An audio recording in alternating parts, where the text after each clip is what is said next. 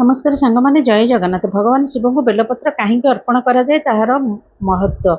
देवादिदेव महादेव को भोलानाथ बोली कह जाए। से भक्त अल्प भक्ति में प्रसन्न हो जाए से आशुतोष बोली कह जाए। शिव पूजार जल क्षीर मऊ दही घी दुदुरा आकंड फूल और विशेषकर बेलपत्र अर्पण करा जाए। किंतु आपण केबे भाबिचंती कि भगवान शिव को बेलपत्र कहीं दि जाए।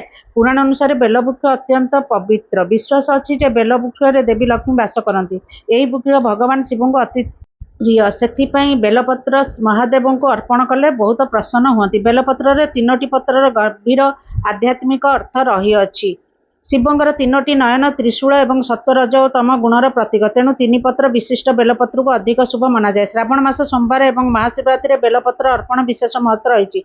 भक्त माने सकाळु स्नान कर शुद्ध मन शिवलंगू जलाभिषेक कर ओं नमः शिवाय कही बेलपत्र शिव को अर्पण कले घरे सुख शांति मिलता है।